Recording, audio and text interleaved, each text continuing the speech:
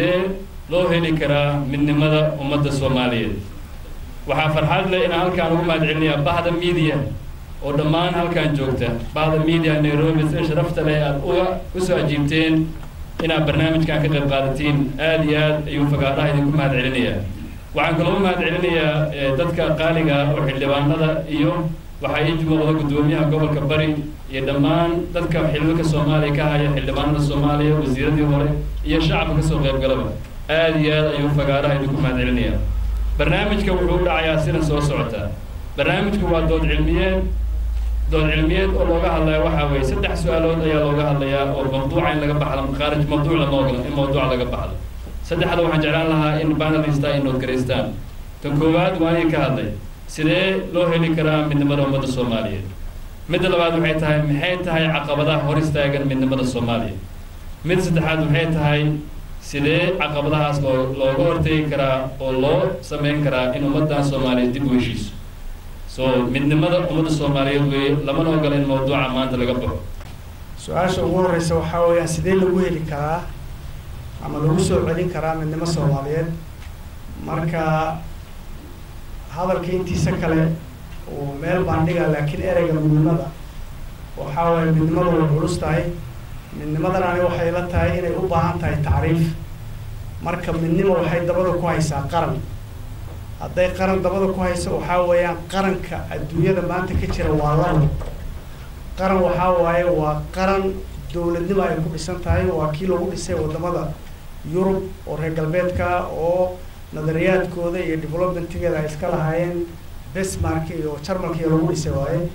wuxuu sheegayaa markaas nadariyadaas waxay sheegaysaa dad dhul wadaaga oo af wadaaga oo diin wadaaga oo dhaqan wadaaga oo dawladnimo iyo maamul wadaaga oo aan wax oo maaragtay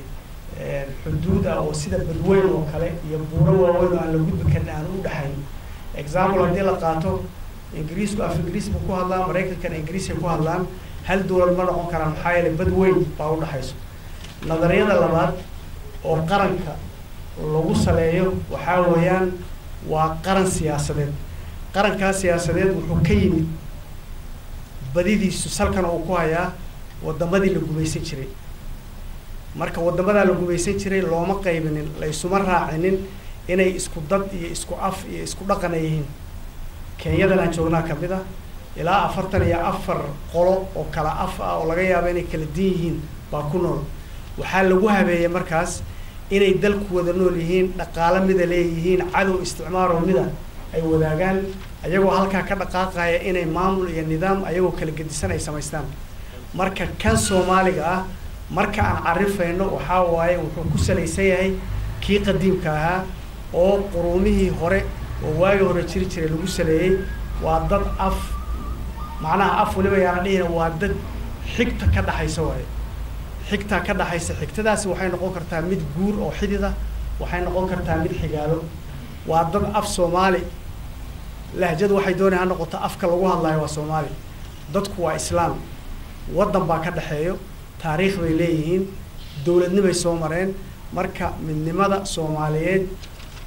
xaqiiqo ahaan way u jirtaa waxaana qabaa waa la heli karaa su'aasha labaad haddii aan u gudbo waxa waaye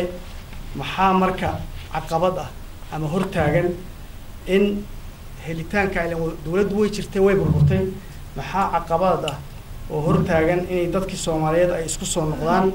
in midnimadii Soomaaliyeed dib loo helo number 1 qabiil maaha waa qabyaalad waaye number 2 waxa waaye dagaaladii dhacay oo aan si fiican looga hadlin oo sokeeye waa uu la isdilay laakiin maxaa la isu dilay dadka dhimanayo oo la leenayo maxaa loo laayay dawladii jirtay dadkay laysay maxay u laysay kuwii kale jabadaha dadkay laayeen maxay u laayeen wali lagama hadlin marka inta aan laga hadlin caqabadkaasi markasta way jiri doonaan maxaa yeelay laabxaadnimo ma jiri doonto caqabada kale oo jirta waxa waaye oo saddexaad waxa weeyaan waa qabqabla dagaal oo huwa qabiil caqabada afraad waxa waaye qabqabla diineed oo huwa qabiil caqabada shanaad waxa waaye qabqabla diineed oo qabiil huwan oo hadda midda cusubna degmo ama gobol ku salaysan moogta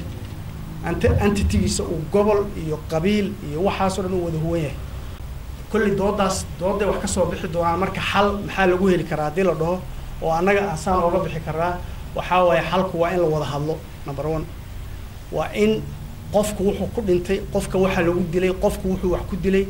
ani ma dhihi karaan standardka South Africa kale aan gaari karo laakiin in ay jirto dadku inay wada hadlaan dadkii ugu horeeyo adduunyada dagaal sokeeyay uu soo marmay dawladda maanta adduunka ugu xoog badan oo Mareykanka dagaal sokeeyay soo mareen way ka baxeen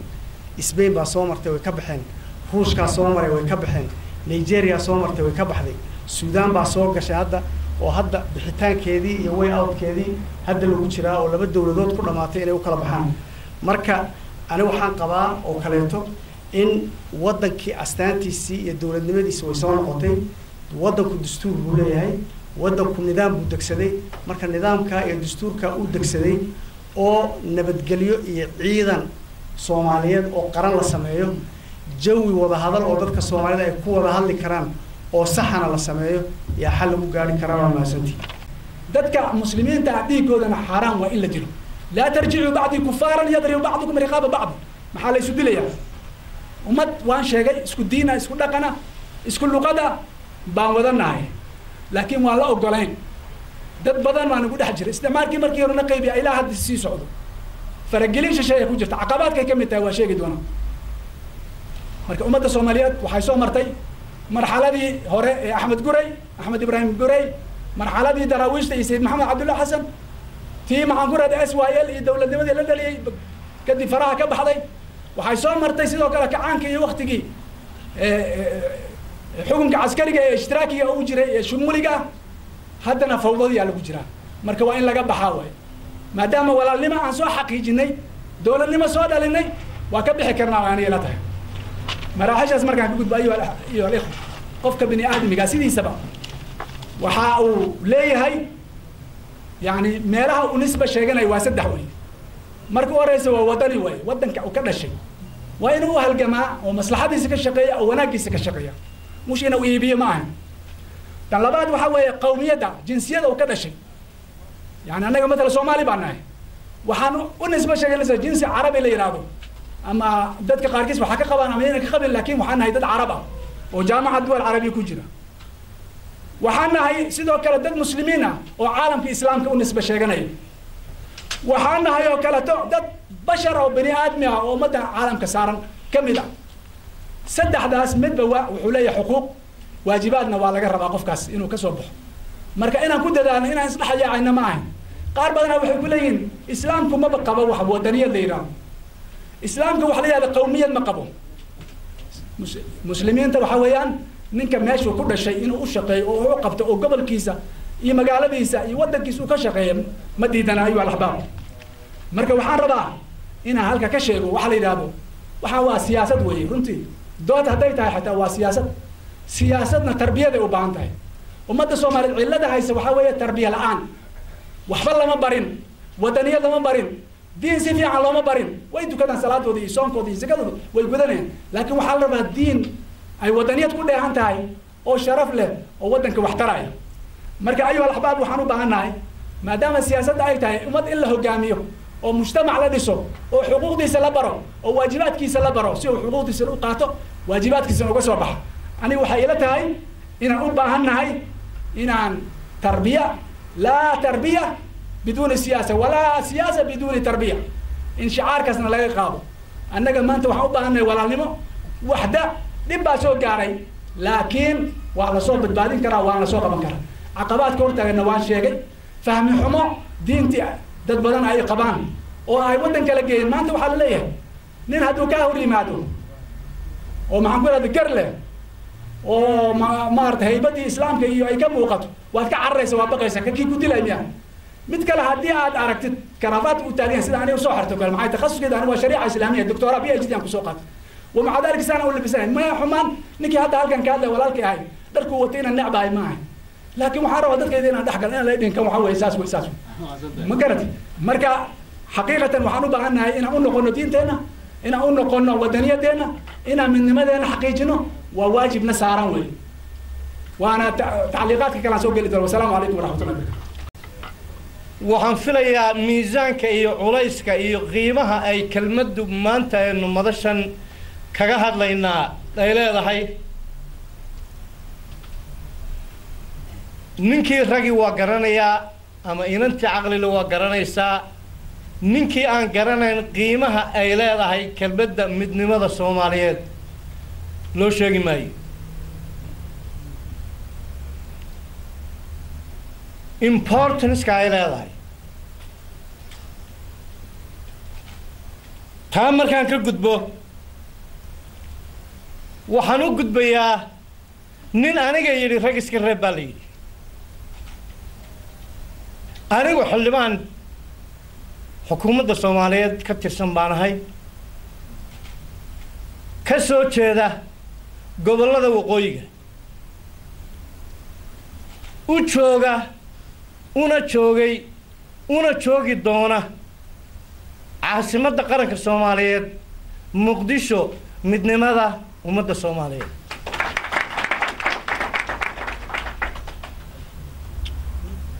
dhacdooyin badan ay iska jireen qalqallooc badan ha jiro nasiib darro badan ha jirto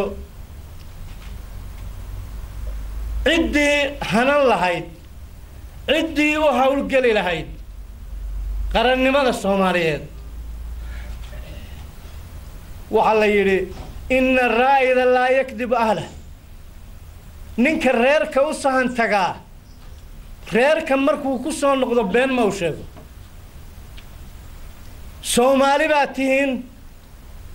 dhalinyaradii iyo dadkii mustaqbalkii berrita ummadda Soomaaliyeed ee eeganaysa baa tihiin waxaad naga sugayseen oo aad naga rajaynayseen ama aad naga filayseen inaanu wadda cusub iyo hab cusub iyo dal cusub iyo dawlad cusub iyo aanu idiin sii gogol dhignay oo aad halkaa kaga soo boodi doontaan oo aad midnimadiina doonin doontaan dawlad Soomaaliyeed ama dad Soomaaliyeed ama hoggaan Soomaaliyeed xukuumadda Soomaaliyeed ha noqoto baarlamaanka aan ka tirsanahayna ha noqotee oo arrintaa dareensan oo u hawlgashay ninkii u fadhiyay oo iska kaca ninkii u fadhiyayow baa runtaan idii sheegaya because waxa igu kalifayaa inaan been sheego ma jirto dawladdan anigu ka tirsanahay oo xildhibaanka u ahay ilaa madaxweyne ilaa xildhibaanka ugu hooseeyaan anigu ahay sida aan ku nimi waxaan jecelahay inaad ogtihiin baarlamaanka markii la soo doorayay suldaanka soo doorayay ama waxaan soo doorayay nin ama ceelgaab laga keenay ama halkan laga keenay oo raggii meesha la keensaday because reference baan siinaya ilaa 2010 xukuumadihii la gacan shisheeye oo aad u xoog weyn oo dana badan inaga leh oo reer galbeed leh oo gobolkan aynu joogno dawladaha jiiraankeenaa leh oo dawlado caraba leh oo interests gaara inagu leh ayaa jooga oo samaysanaya ama samaystay ilaa xad xukuumadda maanta jirta ama dawladda maanta jirta maca madaxweynaha ku daro I'll tell you the truth xukuumad aan odhan karo ilaa carta waa ku jiray xukuumadda Soomaaliyeed ilaa Cabdulqaasim waa ku jiray Cabdullaahi Yuusuf waa ku jiray kii ka dambeysay waa ku jiray Sheekh Shariif tan waan ku jiraa ilaa intaasoo dhan xukuumad aan faragelin badan lagu samayn waxa ugu dhaweyd xukuumaddii Cumar Cabdirashiid xukuumadii ka dambeeyay oo ahayd xukuumaddii Farmaajo oo ahayd xukuumaddii Cabdiweli oo ah xukuumadda hadda jirta tii Saacid oo ah tamaanta jirta intaba wana lagu soo impose gareeyay wax on the will of the people ku yimi ma. If you like it, if you don't like it, runtu waa taa kulligeed dowladaha aan sheegayay interests gay doonayaan ha kala ahaadeen markay Sheekh Shariif keenayeen dowladaha keenayay oo Mareykanku ugu horeeyo Ingiriisku ku xigo Norway ku jirto qolooyin Carabi ku jiraan they have got their own interests Kenya ku jirto Ethiopia ku jirto all mid kasti waxay leedahay dana gaar ah ee Soomaaliya kale mar waxaanu isaranaynay waa ninkii odaga ahaa berigii John F Kennedy cliff back to history 1963 wuxuu inoo keenay Peace Corps cadcad John F Kennedy baa keenay laakiin ninka odaga hadda jooga Mareykan iyo qolada Ingiriiskii hadda waxay inoo keentay Peace Corps madmadow I tell you kulligoodna iyaga keenay cabinet dan oo kulligood laga keenay Ingiriiska iyo Mareykan oo ninkii dalka joogay iyo ragii dalka joogay iyo dhalintii dalka u kacday aan ninna wax la weydiinay oo aan ninna waxba laga tala gelinay Soomaalidu waxa tiraahdaa wixii beerka lagu dhuftaaba waa dhintaan laakiin hadalka haddii beerka lagu dhufto waa lagu caafimaadaa haddii runta laga sheego marka beerka lagu dhufto ninkaan garanayno waxa weeye haddii runta aynu ka sheegno if we tell up aynu runta u soo noqono xaqaa'iqa jira u soo noqono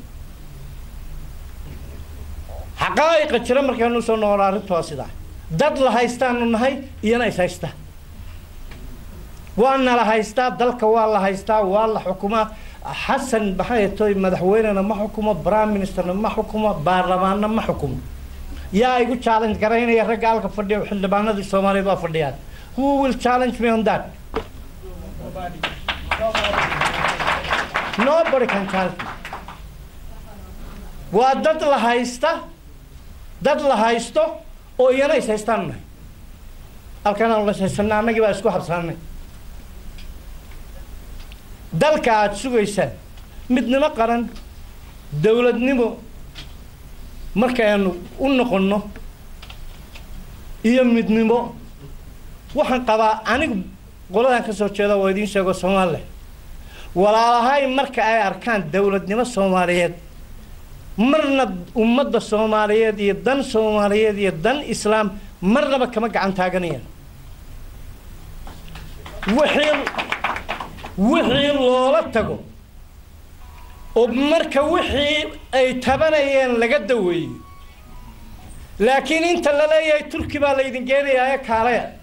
Addis Ababa la idin geenayaa kaalaya Nairobi la idin geenayaa kaalaya waxa ka caafimaad roon in geedka hoostiisa lagu wada hadlo ay isugu tagaan iyana ay loogu tago waxay tabanayaan laga shaafiyo la dhayo ayaa ka caafimaad roon dawo waa la heli karaa haddaan ku dheeraaday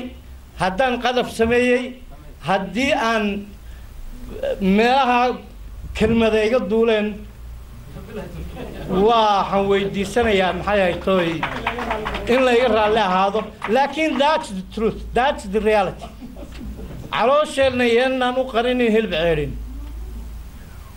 dad aan waxba qabinayeen dawladahan danay naga leeyahay ninka Soomaaliya Ethiopia waxaan sameysay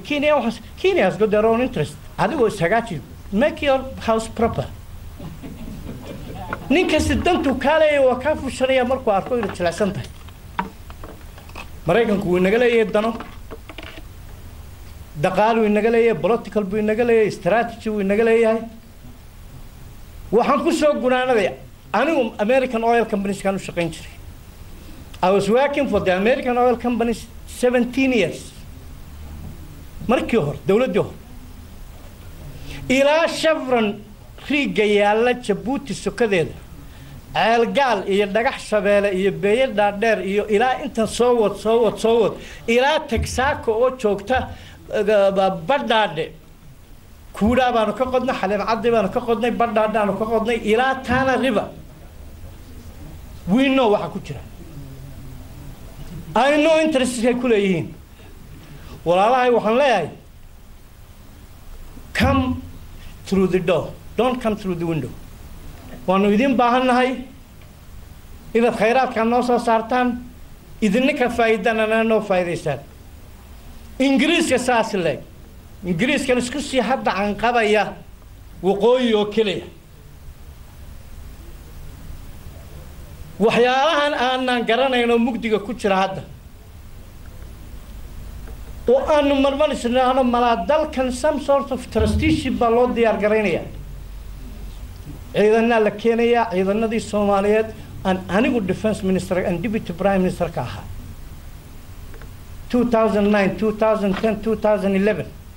hal askari in loo qoro oo Soomaaliyeed oo mushaar wanaagsan la siiyo waa la diiday mana ogola wasar ka ajnabiga waa lagu keenayaa he is taking 15,000 kun iyo $500 buu qaadanayaa warka Soomaaliga wax noo siiya Soomaaligii waxay yiraahdeen $100 baan siinayna nin $100 la siiyay oo laba ciidana oo Soomaaliyeed moralkiisa ka soo horjeeda ama ka dhinaca barbarkiisa ka dagaalamanayo $1,500 la siinayo kuwa hadda wiilal lagu soo wado oo la train gareynayo oo hadda ay Puntland lagu train gareynayo oo Saarisana train gareynayso oo helicopterska loo keenay kuwa waqooyi laga qoriyo special forces ka kuwa xamar laga qoriyo special forces ka aanan ogeyn haddaan dawladana shirkadaha kan wax lala saxeexanayo habeenka madow oo xukuumaddu la saxeexanaysa madaxweyne saxeexayo wasiir saxeexayo nin kale saxeexayo oo aanan ogeyn iyana waxaan uga digayaa wax allaale waxa contracts la saxeexay ama shirkada lala saxeexo ama dawladda lala saxeexdo haddaanay soo marin aanu ratify gareyn Somali Parliament inay yihiin nalanboy waa arrin muhiim ah ummadda Soomaaliyeed haddaynu fahamno midnimada macnaheeda waxay tahay nagu khasbaysay inaynu naf iyo maal iyo waqti intaba inaynu galino si midnimo loo gaaro su'aasha laakiin waxa weeye midnimo ma iska timaadaa weeye mise waa hawl looga baahan yahay ummadda iyada ah ee baahida u qabtay inay u dadaasho waxaan jeclaan lahaa waxa weeye aqoon-yahanada iyo siyaasiyiinta iga horreeya ayaa wax badan ka tilmaamay inaan marka hore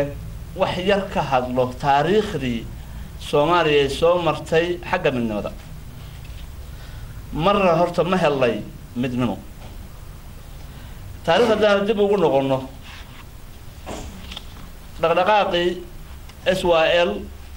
1943 maanta waxa laga joogaa 17 sano dhalinyaro daacada ummadooda u naxariisanaysa dalkooda jecel diinkooda jecel danta caamka ah u diyaaray inay naf iyo maal u huraan ayaa u istaagay inay isticmaalka iska dulqaadaan oo xorriyad la helo wasiirada ay doonayeen in hadafka lagu gaaro wuxuu ahaa midnimo waxa la wixii midnimo ka hor imaanaya ayay dhinac iska dhigeen oo ugu horeyso qabyaaladda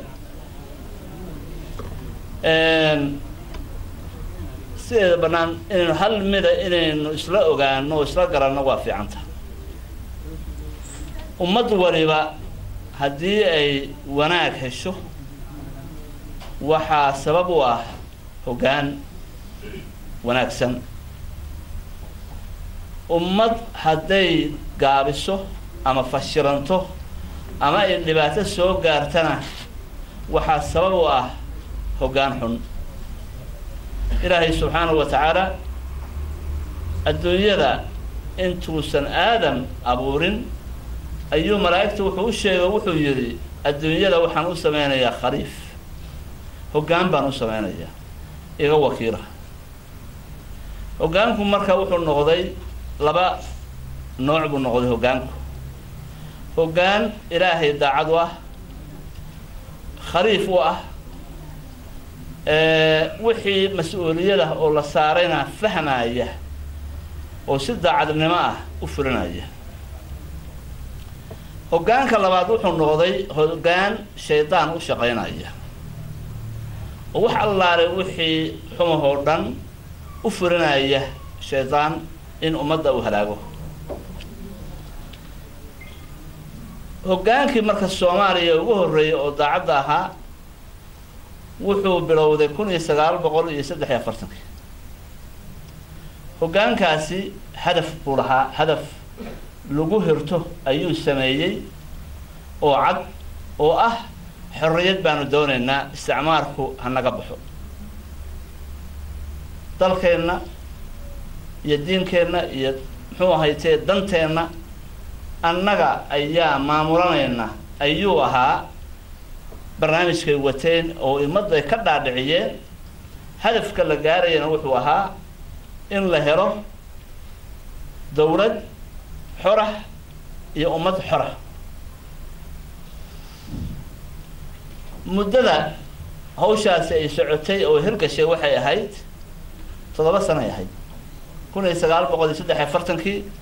ilaa iyo 1950 isticmaalku wuxuu ogaaday dhalinyarada daacadda hoggaanka ah in ay ka hor imaanayaan hadafkii isticmaalka oo adeegsanaya biskopski madooba uu sheegay ayaa mid madooba isticmaaleen oo shacabka Soomaaliyeed rag ah iyo dumar ah waxay markaa daban u dhigeen hoggaankii markaa jiray 1950 isticmaalku wuxuu ku guuleystay inuu ka dhaadhiciyo in loo baahan yahay wasaayil in la gasho Soomaaliya waa trusteeship sida taariikhda aad uga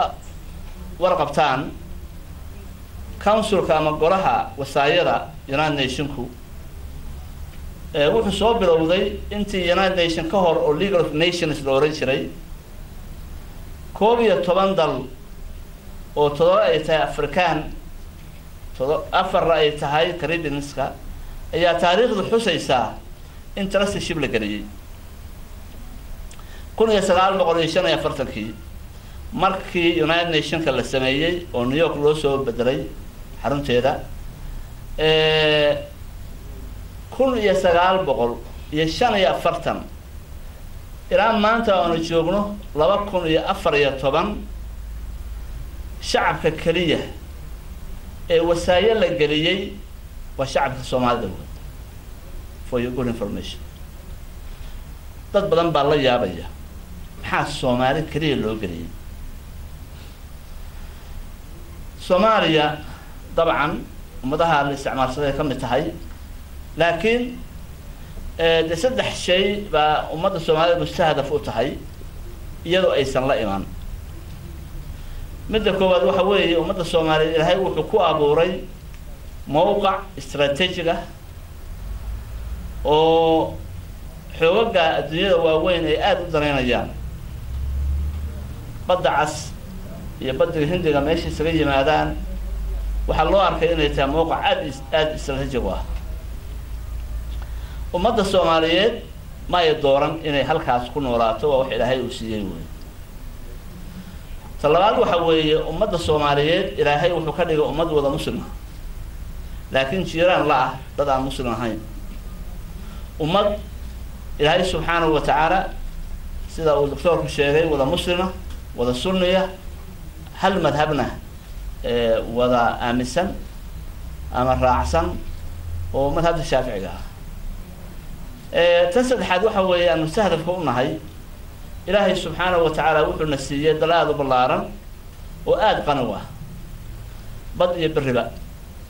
petrol iyo muxuu ahayd uranium iyo xoolo badan iyo jawi wanaagsan iyo kalluun badan khayraad badan buu ilaahay na siiyey oo annagu aanan samaysan uu ilaahay iyadana siiyey iyadana mustahdal baan u noqon marka waxa weeye qaran sidiisaba 6 tiir buu ku dhisan yahay 6daa tiir waxa weeye oo ugu horeeya waa hoggaan wanaagsan in la helo hoggaankaasi inuu keeno dawlad daacada ummadda u adeegaysa oo caadil ah ta saddexaad waxa weeye in la helo kalsooni shacab oo taageersan nidaamka hoggaanka uu keenay marka saddexdaa la helo ayaa waxaa la helaa midnimo markaan waxay la tahay waxa weeye 61 sano oo midnimo la'aan oo fooda aan ku jirro waxaan uga bixi karaa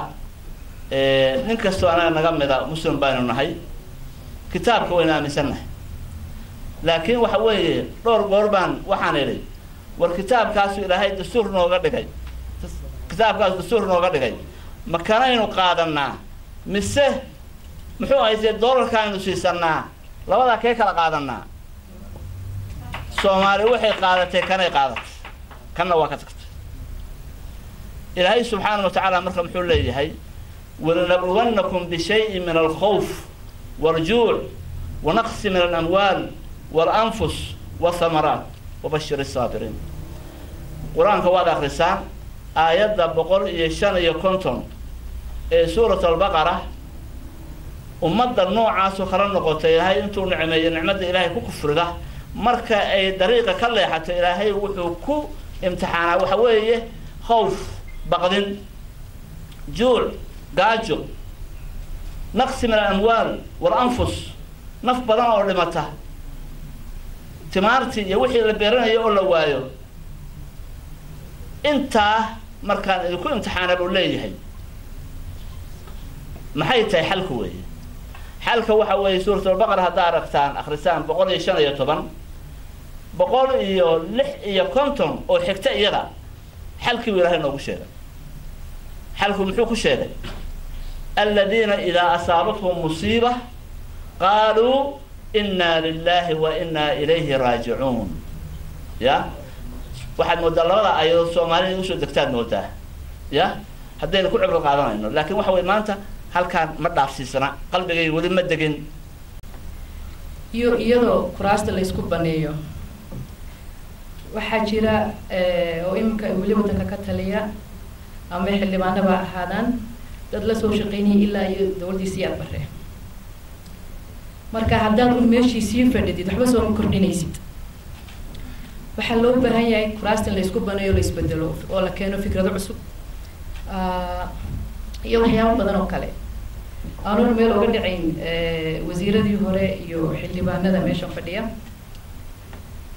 arrimo badan bay ka hadleen ku saabsan wadanku hore u mari waay anigu maanta iyagaan ku eedeyn lahaa haddaad og tahay in maanta askariga Soomaaliga la siinayo 100 ka kalena la siinayo 1500 maxaad qabanaysay maxaad uga dagaalami weyday haddaad wax ka qaban kari weyday iska tag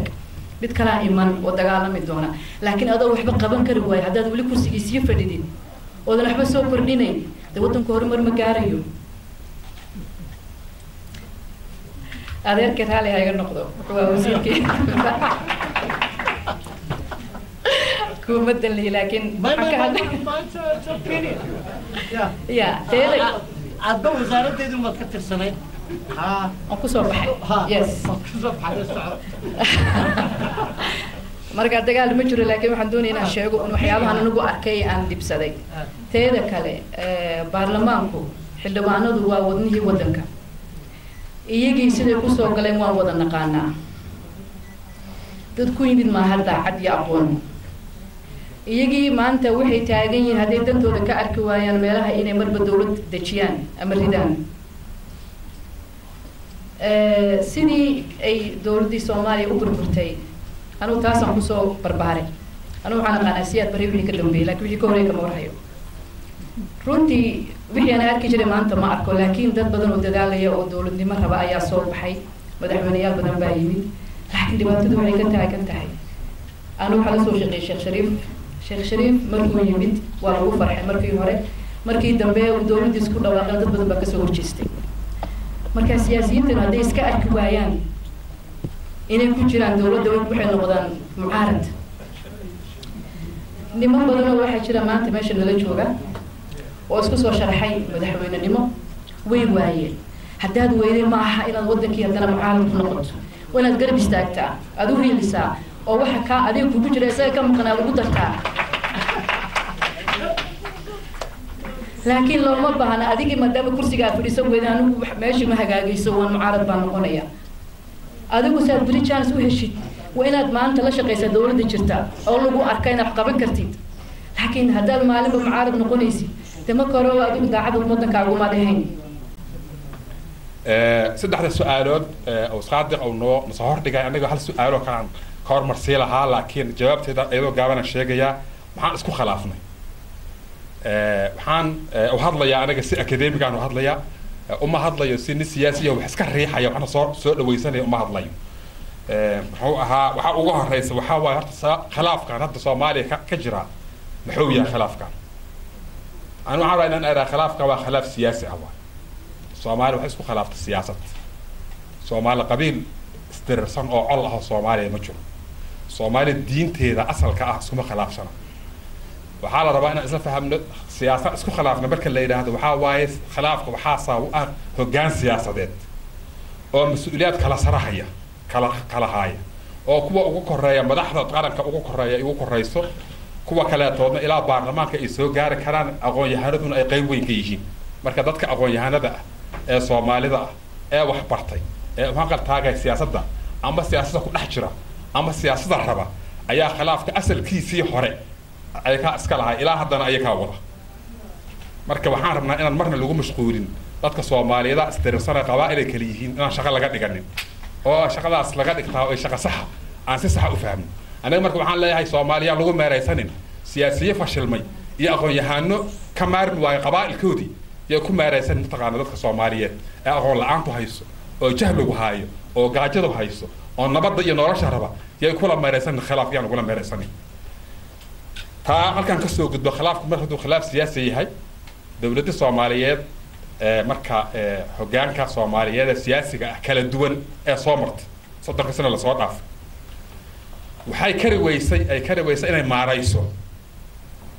dad soomaali ah oo qabaa'il ah oo muslim ah oo dowlad cusub oo casri ah oo nidaamka doorashooyinka ku dhisan ku salaysan oo madaxweyne hogaaminayo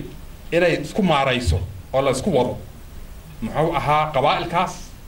iyo islaamkaas oo diintayni ah iyo dowladnimadaas in la isku maareeya ayay kari weysay markay kari weysay mar waxaan isticmaalnay nidaam reer bari ahoo waxaan la nimideen nidaam dimuqraadi ah isku daynay isagana waad ogtihiin foolxumadiisii inkastoo dadaal badan la baxshay marna kale talis ayaa soo baxay nidaam reer galbeedaan la aadnay dagaalkii lagu qaaday waa ogtihiin magaca qabiilka lagu qaaday qabiil lagu qaada magaca diintana lagu qaaday islaamka lagu qaaday taas waxay keentay inay seeflaboodnimo ku keento qabiilkiina inuu seeflabood noqdo islaamkiina seeflaboodnimo inuu la soo baxo ugu dambays dadka isticmaalaya islaamka diinta islaamka seeflabood ma ah laakiin tafsiirka loo dadka qaar ay u fasireen si seeflaboodnimada diinta islaamka ayaa soo baxday taasuna ugu dambays waxay keentay burburka qaranka soomaaliyeed labadii seeflabood waa isku soo hareen ilaa hadday qoryo haystaan ilaa hadday dagaal ku jiraan seeflaboodnimada diinta meesha ugu dambaysay ee ugu seeflaboodnaysa waxaa waaye maanta waxaa waaye shabaabka oo qoryaha haysta ee dagaalamaya oo magaca diinta ku dagaalamaya dhahaya aan hubno qaabku magaca diinta u fasiraya inay tahay qaab khaldan oo dadka soomaaliyeed si ay fahmiga diinta saxda aysan ahayn saa marka la yidhaahdo marka oo intaas la yidhaahdo marka daaweyn marka maxaa la daaweynaya oo laga hadlaya dadka maxaa midaynaya marka laga hadlaayo waxaan aniga qabaa waxa ugu horreeya dadka midaynaya horta khilaafka diinta sidaan ka yeelaynaa in laga yidhaahdo khilaafaadkii ku dhasha magaca beelaha ilaa beesha baa lala soo galay khilaafka siyaasiga ahay sidaan ka yeelaynaa in la yidhahdo la rabaa dowladnimadayniina sidaan u dhisaynaa saddexdaas jumle ayaa u baahan jawaab khilaafkii diinta sidaan ka yeelaynaa waxaan rabaa halkan inaan ka sheego aayad qur'aan ah oo muujinaysa dadka soomaaliyeed inaysan diin isku khilaafi karin oo dadka Soomaaliyeed diintooda islaamka wada rumaysan yihiin ay tahay dhammaan inay wada haystaan muxuu ahaa ilaahay subxaanahu wa tacaala wuxuu leeyahay a'uudu billahi minash shaitaanir rajiim thumma awrathna alkitaaba alladhiina istafayna min cibaadina u fiirsada hadda aayadda waxaan dhaxal siinay kitaabka waxaa waaye addoomadayda annaka aan dooranay thumma awrathna alkitaaba alladhiina istafayna min cibaadina faminhum ظالم لنفسه ومنهم مقتصد ومنهم سابق بالخيرات marka mujtamaca Soomaaliga muslimka dhamaan wuxuu u qaybsan yahay 3 qaybo ilaaha baa sida u qaybiyay ruux aan hogaankii laga rabay qaabkii laga rabaa daacadii laga rabaa aan la iimaan oo ظالم لنفسه ah ruux waajibaadkii laga rabay sameeya laakiin wax kale aan ku darin ruux wax ziyaada sameeya saddexdaas ilaahay subxaanahu wa tacaala wuxuu aayadda quraanka ugu sheegay inay dhammaan yihiin adoomadiisii oo kitaabkan dhaxal siiyay oo u doortay dadka Soomaaliyeed dhammaan waxaan intaas ayaa ku sheegi karo ku dhex jira mishii kartay saadartan aayaddaas waxay muujinaysaa dadka Soomaaliyeed in dhammaan waxay sheegaysaa muwaadiniin u siman marka xuquuqda iyo waajibaadka inay wada yihiin oo dawladda aysan kala lahayn oo diinta aysan kala lahayn oo dalka ay dalkooda wada yahay aayaddaas quraanka fasiraysa saadarteed diin lagu qaybsanaado oo xarakaadka islaamka ah kala duwan hadday u halgamayaan ay sameeyaan diinta inay kor u qaadaan waa fiican yihiin laakiin dadka diinta kama xigaan kitaabka quraanka dadku ka dhaxeeya ilaahay dadku soo wada dejiyay muxuu ahaa kitaabka quraanka waa wada rumaysanahay horta taas waxaa rabaa inaan meel saarno oo maalinta baan diinta islaamka la isku qabsan isku la khilaafin dastuurka aan qorano wuxuu sheegayaa diinta islaamka ayaa marjac u ah kitaabka quraanka iyo sunnada marjac ku ah marka haddii khilaaf diin dadka qaar ay qabeen shalay waa soo dhamaada maanta Soomaaliya maanta cilmaaniye kama jirto dadka Soomaaliya wada muslimiin waaye dastuurkooda islaamkaas uu sheegaya islaamkaas ay ku wada dhaqmayaan dhaqan gelintii iyo akhlaaqdii islaamka in la yimaado ma ahayn islaam dambe khilaaf la isku qaban karo diineed aniga uma jeedo taarta qodobka ugu horeysa khilaafka labaad khilaafka qabiilka qabaa'ilka waa la dirsiyay nima siyaasiyiin ha dirsiyeen oo hogaamiye saabu ah laakiin haddana ugu dambeystii waxaa la aaminsan inay dirreen oo ay dagaalsan yihiin colihiin dad badan waxay ku celceliyaan وعلى الدرارة مصالحة على الربا مصالحة دي وشيستين على الربا مصالحة كلا قد ميل تاجن مجرت وجاده علمك مجرت وحاجة تروح لي هذا العدالة الانتقالية عربي اللي بيقول هذا أنا بإنجليز كترسينال جاستس أجرب عليها أو أكو صابسن دبكي دعاي ما كدجال كسكايا دعاي وحالة ربا إن لحليه سأل الله حلنا مرك وحال الله حلنا يا دتك قار ولا شيء سينا يا قارنا إلا محكمة ده ما هي أو محكمة تنبغى قاعدة ما قار العسكر ربا ما waxaa la rabaa marka in la islaayo xalad dhalay kaliya in lagu hayno waxaa la rabaa hantida la kala dhacay wixii lagu dheelay dadka dambiyada shakhsiga ku galay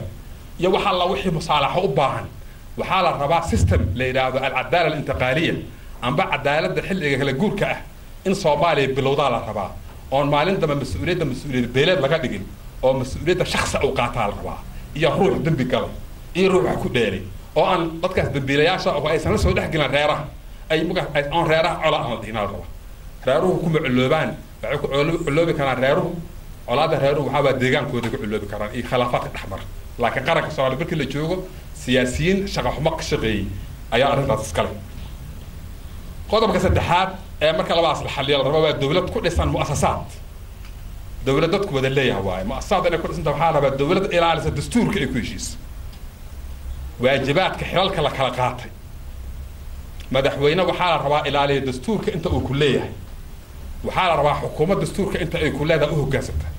وحال ربا برلمان كصوب واجب كلاسيو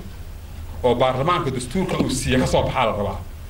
أنت أصلا نقول لك هدان لهلينين مركب ما اسمه كلام مؤسسات الدولة أنت ذكره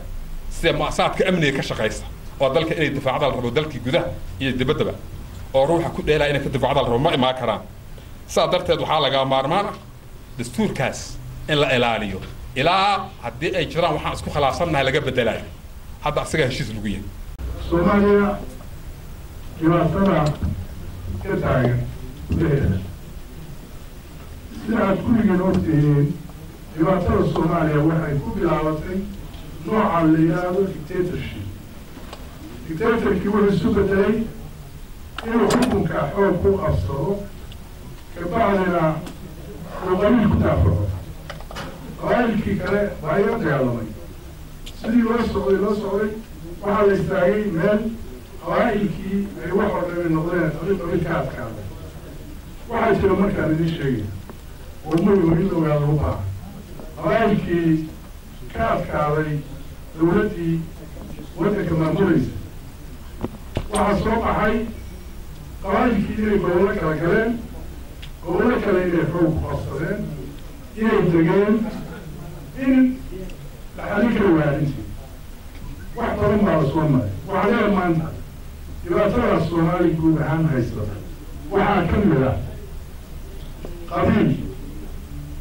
doonaya inuu gobollo aan gobolladiisi ahayn uu xoog ku hayso iyo qabaa'il doonaya gobolladoodii odaa xoogga ku qabsatay inay ka uga dhexaan arrintaa iyada ah waxa weeye arrin u baahan in loo xalliyo qabaa'ilka markaa la leeyahay hal heshiiyo in la sameeyo panel ama rag mas-uuliyiin ah iyo rag culimo ah oo nin walba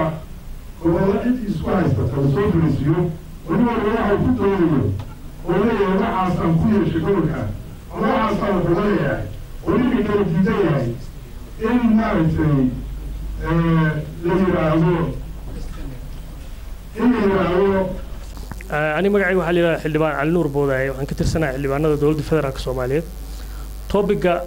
noo qoran waa Somali Unity Somali Unity markaan leenahay waxaan u maleynayaa subjectiga aan maanta ka hadlaynay waa ka fog yahay waxaan maanta ka hadlaynay ama ay ii muuqatay inuu discussionka uu ku base garaysnaa waxay ahayd political unity maxaan ku unite garoobi karnaa siyaasad ahaan taas laftigeeda waa topic aad u fog waa inaan gadaal u noqonnaa what's a modern state sidoo professorka ka dhawaajiyay state sidiisa muxuu yahay stateka laftigiisa maxaan sideen ku helnay annaga dhaqankeena Soomaalida modern state-kiina loo keenay oo colonialka ay noo keeneen maxaan ka bedeli karnay maxaan ku day waa qodob dheer laakiin waxaan rabaa laba comment oo gaagaaban maadaama waqtigu aad u yar yahay horta waxaa mudan iyada laftigeeda in Somali unity laga hadlo waa ka leexleexanaa Somali unity markaan leenahay macnaheedu waxa waaye dadka Soomaalida ah qowmiyadda Soomaalida ah oo Soomaalinimada ka dhaxayso waxay doontaan noqoto ama afka dhaxay ama diinka dhaxayso waxa soo dhan in ay unity-gooda ka hadlaan siyaasiyiinta maanta joogta waa ka leexanaa qodobkaas waxaan dhiirigelinayaa in qodobkaas loo noqdo oo fagaaro badan looga hadlo taas waa Somali unity political unity marka political unity panelka inta ay sheegeen oo waxaan moodaa badankood wuxuu ahaa symptoms-ka ka hadasheen cause-ka maynan ka hadlin symptoms-ka waa ognahay wax political unity u imaan weysa cadaalad darre injustice all of these things waa symptoms-ka cause-ka maxaa cause-ka waxa waaye annaga qabaa'ilaan ka samaysanahay Soomaaliya ilaaha noo beeray saas qabaa'iladan ka samaysneen iyo modern state-kuna meelaha iska qaadanayna jiro meelaha iska qaadanayn waa inaan abaarnaa san ku ogaano inaan unity san ku helno unity sax ah meelaha iska qaadanayn waxa ka mid ah qabiilku wuxuu dhaliyaa competition xaqiiqdii resource-ka jiro oo dawladnimadu resource-ka iyo service-ka ay bixiso ayaa waxay keenaysaa qabaa'ilada inay ku kala tartamaan waayo maalintan xorriyadda qaadanoon state noqonay ilaa hadda in alla intii processkaas dawladnimada soo marto dhan waxaa moodaa inay ku base garaysneed siyaasadooda injustice-kaas marka waxaa looga bixi karaa in common identity la abuuro laakiin haddana la address gareeyo individual right instead of collective right qofka muwaadinka ee Soomaaliga ah xaq shakhsiyan asaga uu leeyahay in la abuuro oo xaqaasna aad loo ilaaliyo markaas qofku wuxuu ka maarmayaa inuu u noqdo inuu qabiil ka raadiyo mataqaanaa background ka raadiyo commentigaas waa mahadsantihiin magacayga waxaa la Cabdirasaaq Cirro waxaan ka soo xarunta dhaqanka iyo cilmi baarista oo jaamac Umar Ciise marka koobaad daqiiqad wax yar ka yar baan ku dhahayaa dadka Soomaalida intaan ka hadlayna waa inta jamhuuriyadda caadiga ah mushkilad baa nagu dhacday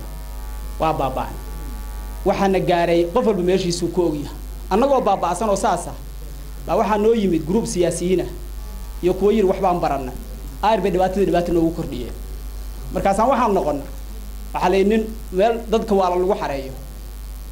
baa group baa looga tagay ninkii dhakhtarka u ahayo meesha ilaalaya ka tagay gabar ka mid ah dadkii meesha ku xareysnaaba waxay ku dhacday baraag meesha ku yaalo biyo waraashi dabaasha inta u yimaadeen bay ka baxsheen mid ka mid ah inta qaaday oo qoorta xari ka galisay waxa tir waa waraya aarbe meel ku xirtay ma qayna ay fahamteen isugu qalalo waxaan anagu ahayn dadkaas meesha ku xareysan oo waalan kuwa mushkiladda qaba inta noo yimid bay qoorta inta xarig nagu gashay bay meel nagu xirano waana wareen way ga dhamaatay miya su'aashaydiiba marka bilaabaya su'aasha koobaad waxa weeyaan Cabdalla Boos baan ku bilaabaya iyo xildhibaanada fadhiyo xagaan haddaad og tihiin mushkiladda intaan la eg oo dadka haysata diyaaradahan habeen barkii degaya heshiisyadan balaayada la kala saxiixayo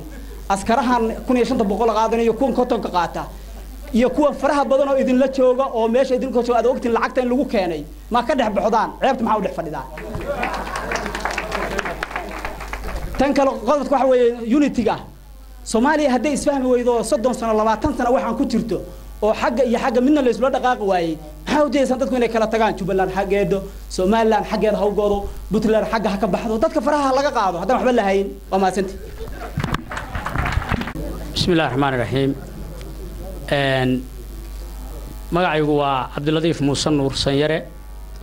waxaan ka mid ahay baarlamaanka Soomaaliya inkastoo maanta qof Soomaali oo xil haya inuu sheegto bulshada hortida ay ceeb ku tahay waxa aad munaasib u ah hadalku hadda ninku ku hadlo ama naga wareega ama wax qabta waa hadalkii ninka iga horeeyay halkan uu kaga hadlay oo xarunta cilmi-baarista ka socday mawduuca meesha ku qoran waxaan u mahad celinayaa dadkii soo abaabulay inay dadka Soomaaliyeed ay fikradooda ka dhiibtaan sidii Soomaaliya loogu heli lahaa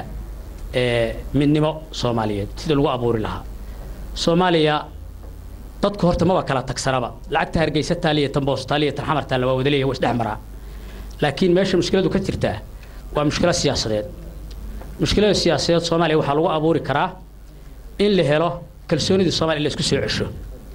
kalsoonida Soomaaliya waxa isku soo celin kara in la helo leadership Soomaaliya istaahila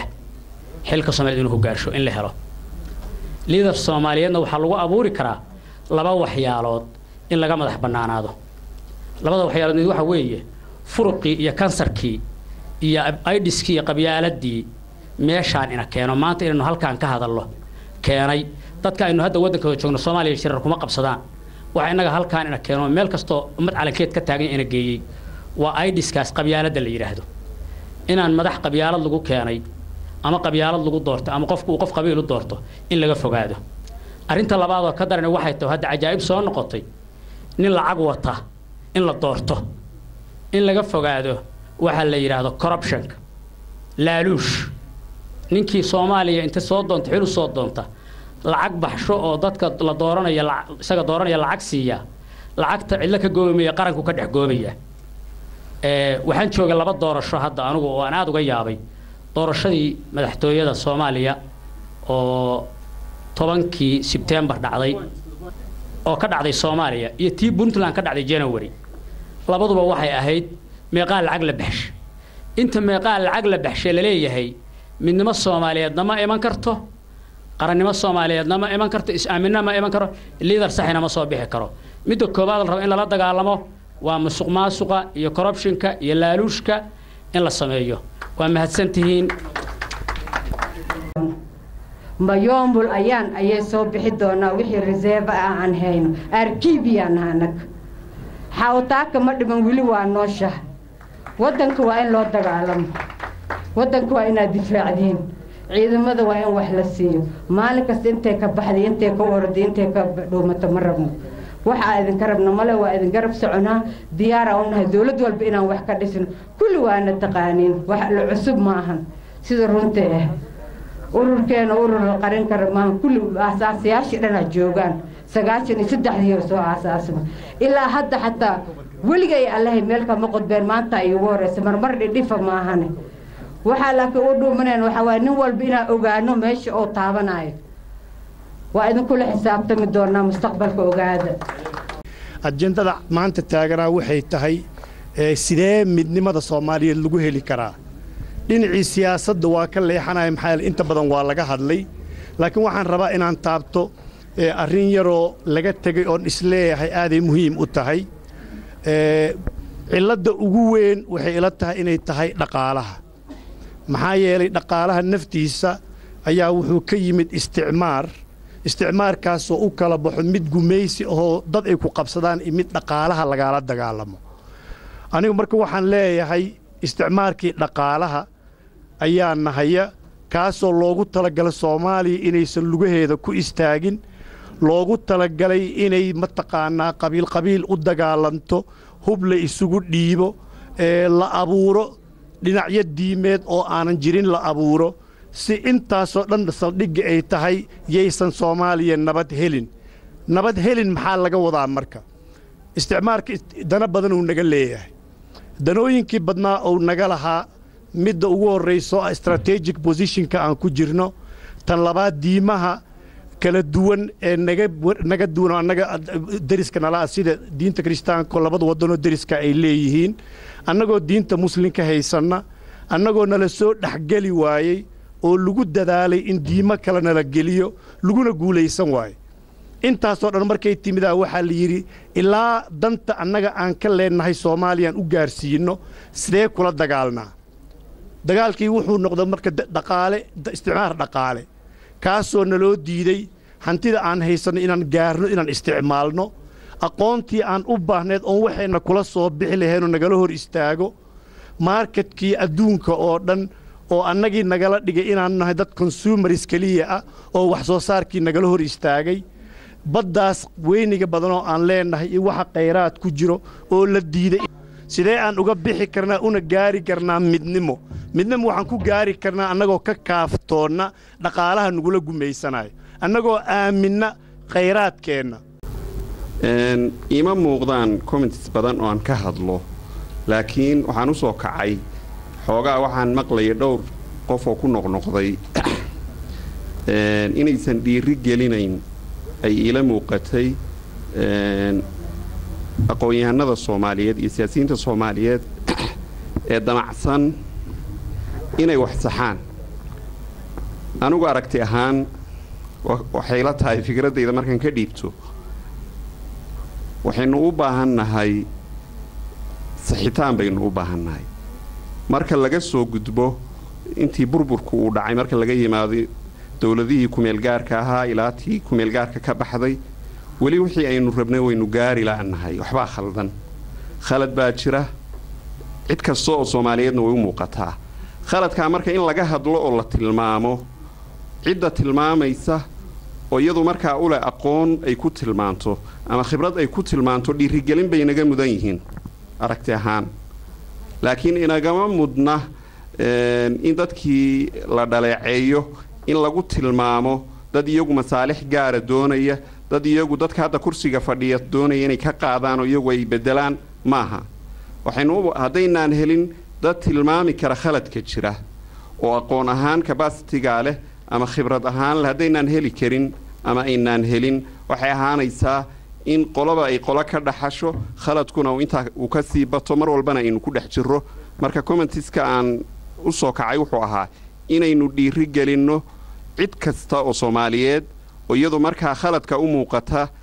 damacsan inay tilmaanto oo ay tilmaanto siday ula muuqato in loo sixi karo ama ha ahaado qof markaa isagu isu soo sharaxay madaxweynenimo ama qof isagu markaa wasiir isu soo sharaxay ama qof xildhibaan isu soo sharaxay ha helo ama ha waayo ama mid ka degayba ha ahaato anigu taasaan dhiirigelinaa aad baan u mahadsantiin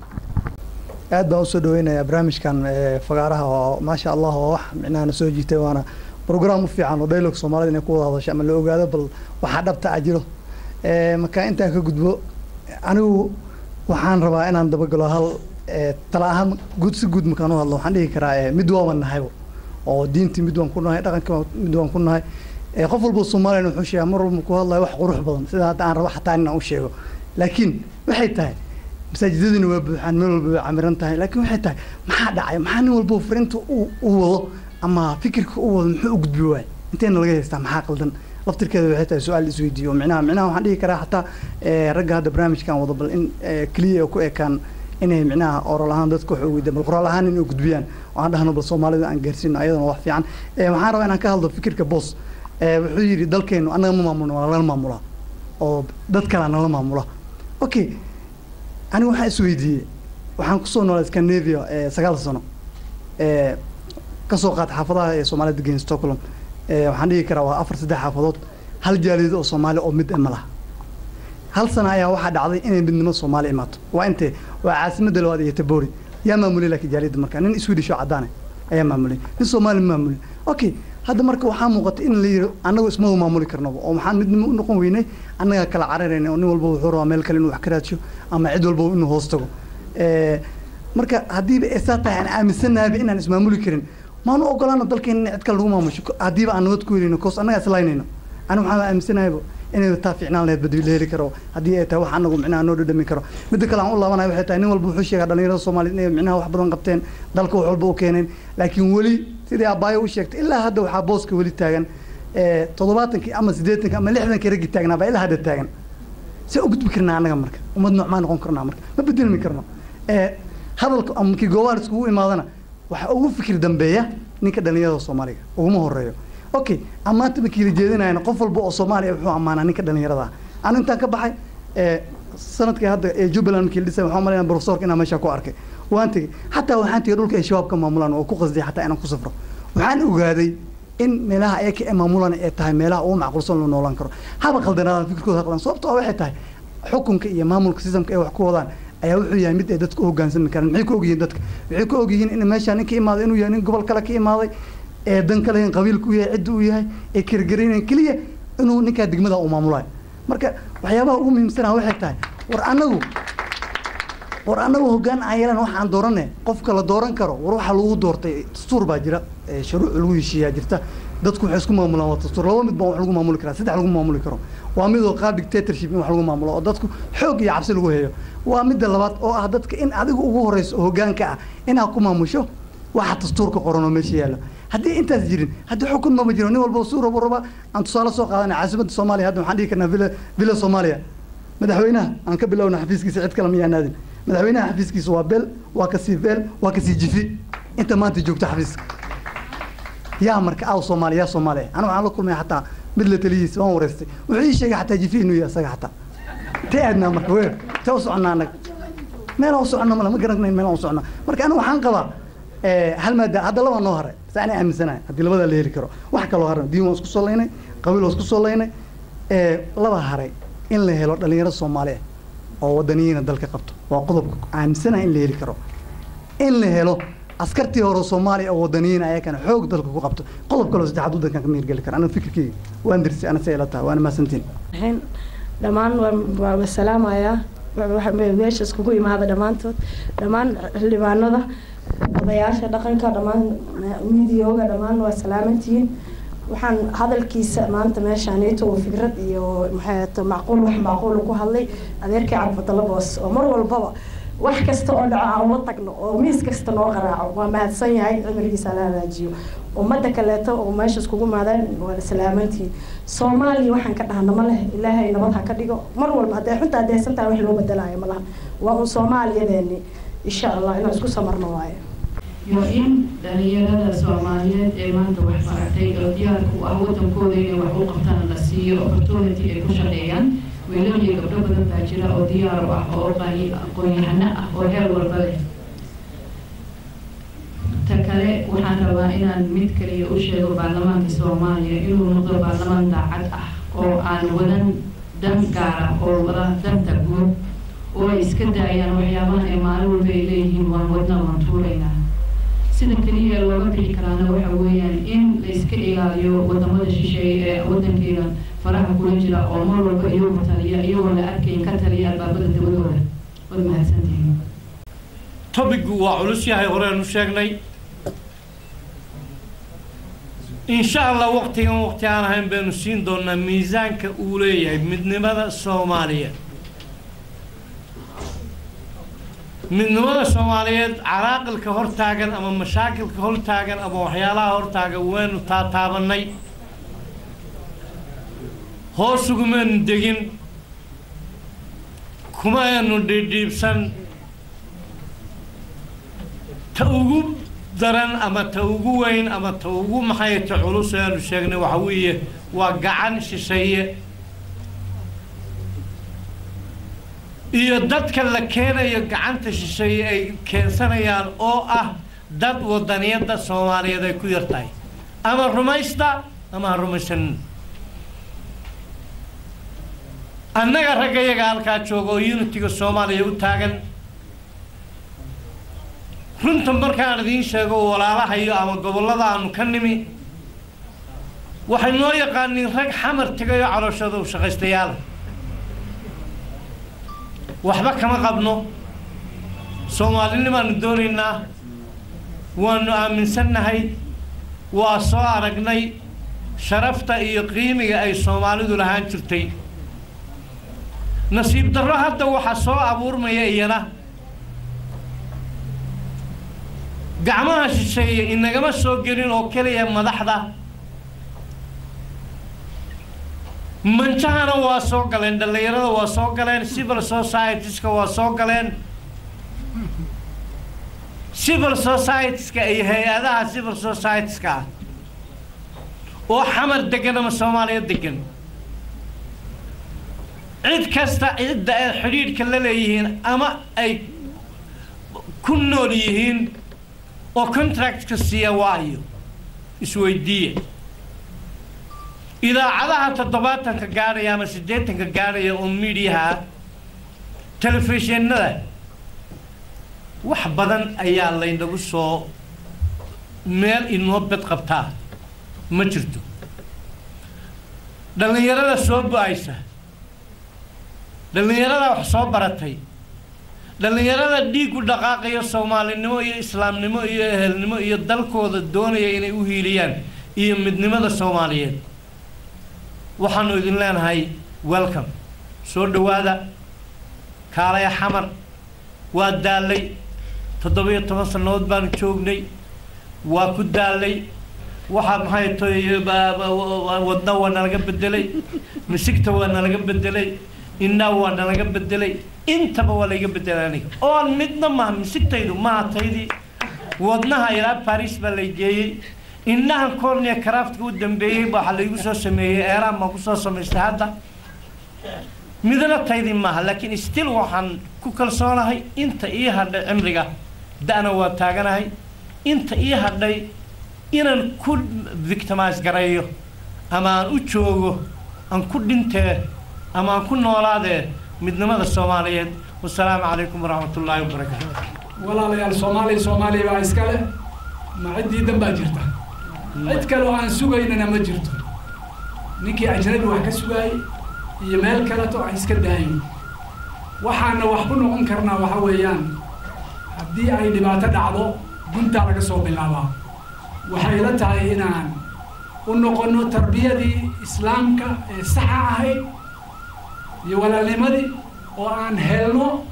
insaan Soomaali oo saalixa qof bini aadmi oo Soomaali ah oo dhab ah inaan helno hoggaankii baa laga rabaa cid kasta laga rabaa isaga noqon kara ilmaha aan ku tarbiyayno min albidaaya intay yar yihiin intay dhigtaan maxaan ku yiraahdaa nursery-ga ama roobada ay dhigtaan ilaa ay jaamacad ka baxaan inaan tarbiyayno oo aan ka soo saarno qof bini aadmi ah oo xuquuqdiisa garanayo waajibaadkiisana yaqaano xuquuqdiisa bini aadamnimo oo ilaahay siiyay oo mucasas ka dhigay oo mukarram ka dhigay walaqad karramnaa bani aadama وحملناهم في البر والبحر ورزقناهم من الطيبات وفضلناهم على كثير ممن خلقنا تفضيلا إنسان كان إلهي سبحانه وتعالى ملائكتي هو الرمي إنه خليفة كديكتونا في الأرض دولكا اسكن لحظة أو كشقيو مركا إنسان كاس إن أن بعد دونا عن قالتها يعني ديريسن يعني وحينا دتكي والسكون جبي أضياشي معقود هذا قبائلكي سياسيين تي كل شيء لكن إن أن تربية دا سكود دانو أو إنسان كان أن كحرنا ربي جيسا عبادي ساجنو إنسان سلوك جيسا اجتماعي أو متى كل رقماي أي سحت هاي إن صو صارنا أي هرت أقوم وهمسن نقطة داس إن اللي يقول بيا جعله إن شاء الله تعالى وأنا اللي هذي كلام أما من مدى وشرعي وواج قفك صوماليجا من مدى إنه كشقة يكون دلاله إلهي بقى كفر ضياني أوامرتي إلهي من دين دينا ما دين كرم واعتصموا بحبل الله جميعا ولا تفرقوا إلهي بداي شنو كانت تقول ولا تنازعوا فتفشلوا وتذهب ريحكم هو دين واتجيس دد مسلمين أنا هذا مسلمين هاي أساسيات وحاجرة سبق ياجرة ما هن إن أدوض يكلي فئة معينة أما قيد أو كمان شعبي الصومالي وان شيء ومسلم وكل جزء واحد يذكر ولا بروفيسور بادي وباشيء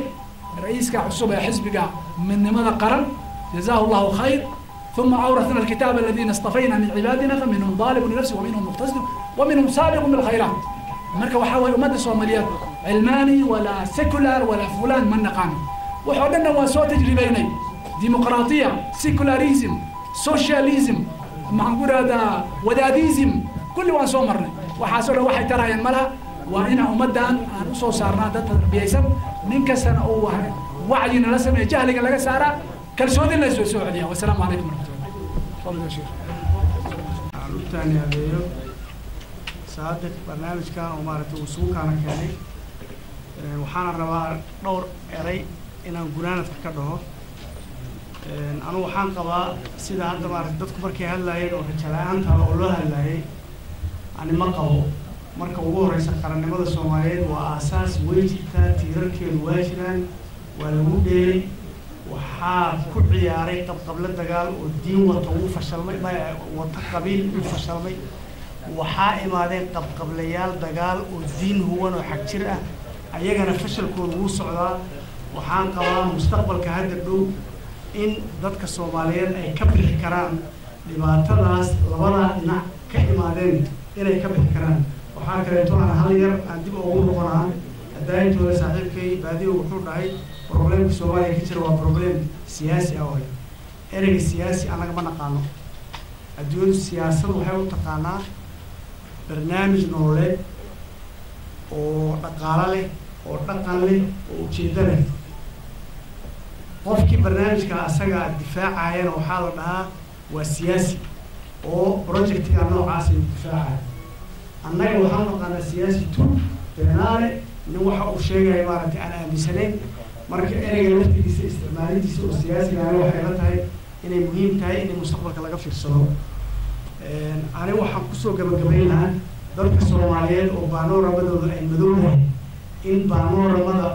23 sano iyo 10 sano oo diyaarinayay baa dagaal lagu soo jiray bisaydka dadka soomaaliyeed waxaan qabaa inuu heer sare joogo laakiin waxaa loo baahan yahay in la helo dastuur waa jiraa laakiin leadership soomaaliya oo dadka soomaaliyeed ay ku kalsoonaan karaan oo ay raaci karaan in la helo example ani waxaan u qaadanaa kow xilligii hore oo leegada waxaa muuqatay dadka soomaalidu dad midoobi kara oo soomaaliyadu ku midoobi kara inay yihiin waxaa imaaday xilligii maxamed siyaad 5 sano hore oo ay dadku aaminsanaayeen waxyaabaha ay dowladdii maxamed siyaad ay sheegaysay inuu sax ahaa dadka soomaalidu u israacay waxaa kaleeto oo iyadana aan qaadan karaa example qaadanayna 6 bilood maxkamadu ay xamar joogeen dadka soomaalidu markay arkeen nimankii maxkamadaha inay waxay sameynayaan seeni ay yihiin dadku horu ka raacay dadka soomaalida ma qota dheera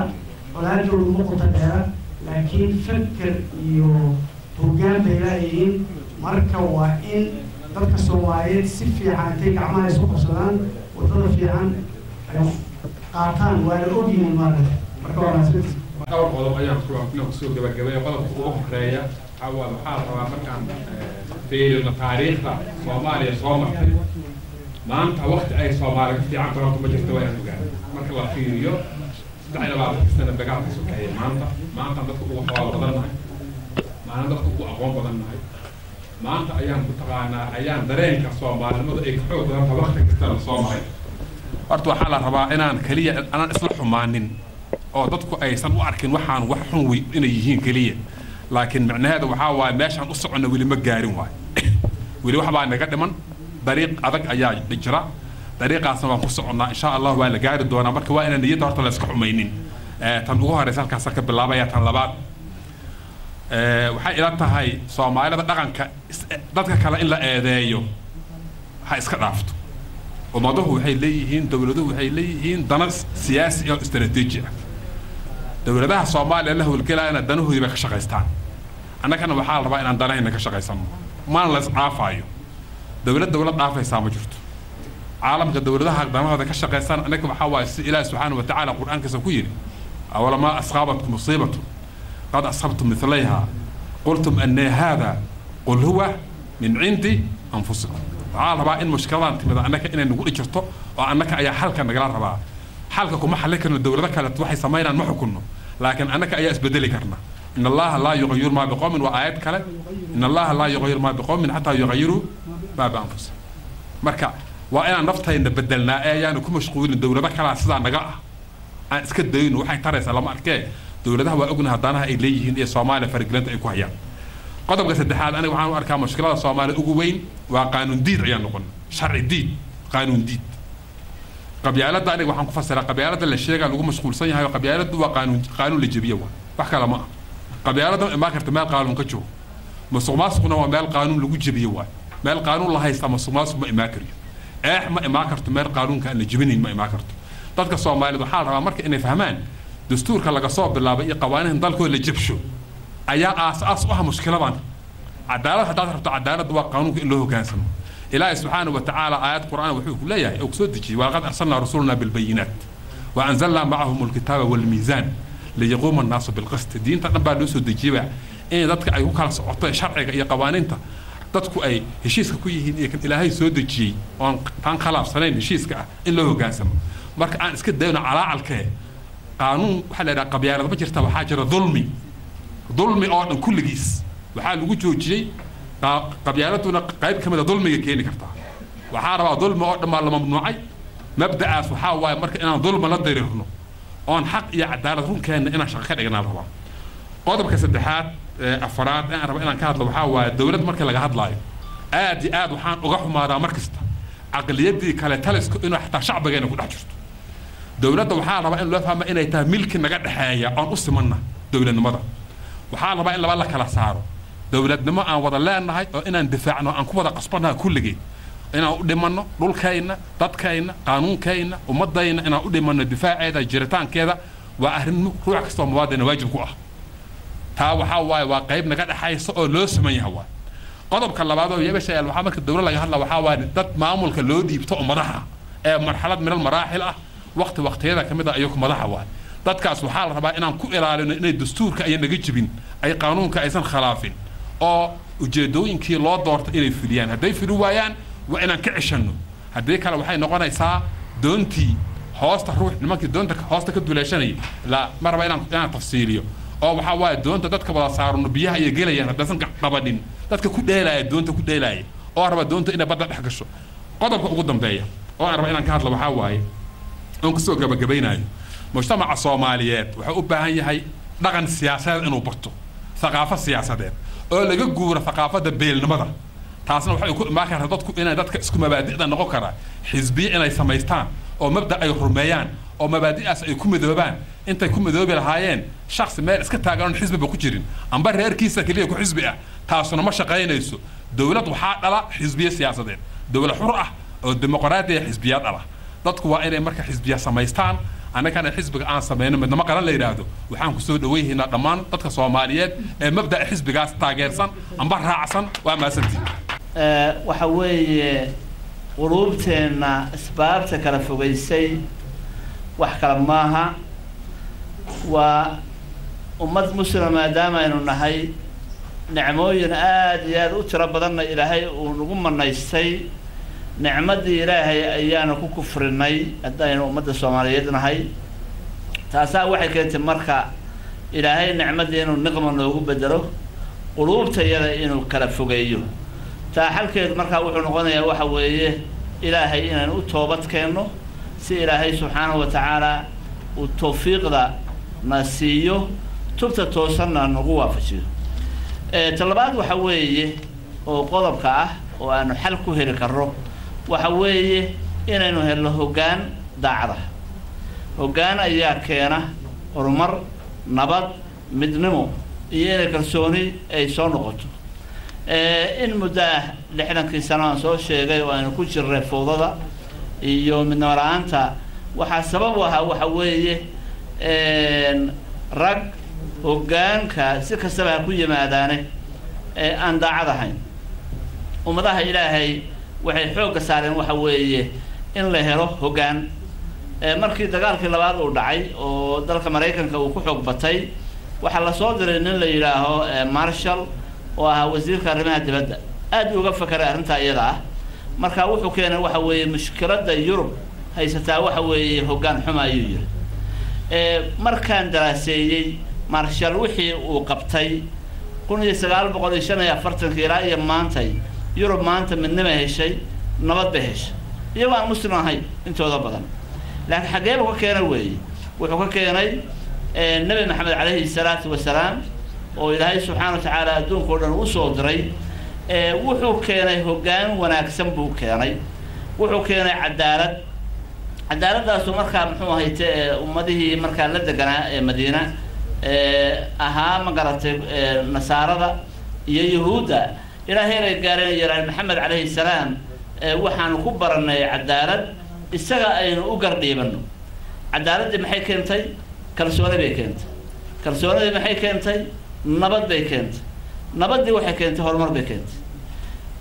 annagoo muslima oo nabi maxamed calayhi salaatu wasalaam uu qudwa noo yahay ayaynu dariiqa qaadan weynay marshal baa qaatay waa sunna kowniya ninkii sunnaha qaata ilaahay waa ku anfacaya wuxuu yidhi aynu saxno hoggaanka aynu saxno hoggaanka la saxo hoggaankii baa la saxay hoggaankii wuxuu keenay cadaalad maanta waa arkaysaan dhulka hadda gaaladu ay hadda ay xukunto xagga cadliga iyagaa uga dhow kuwa muslimiinta cadaaladii maxay keentay shacbigu inay kalsooni ku qabaan dowladda iyada ah kalsoonidii maxay keentay nabad bay keentay maanta dalalka yurub iyagoo 22 ayay hal calan leeyihiin muxuu ahaytee hal magaca leeyihiin waxay leeyihiin hal calan midnimo heleen midnimadii maxay keentay nabad bay keentay nabaddii maxay keentay horumar bay keentay 1945 ilaa iyo maanta yurub xabad kama dhicin hadday meel yar sida Boston ka dhacdana waa isugu tageen waa afqabteen ummadda marka muslimka ee Soomaalida waxa weeye nabigeena aynu qudwa ka dhigano ilaahay aynu u soo noqono hoggaan fiican u samaysano sidaas waxaan ku heli karaa midnimo iyo nabad iyo mustaqbalka oo noo hagaaga halkan kuna waa soconaya insha Allah ta'ala inta gaaran wabillahi tawfiiq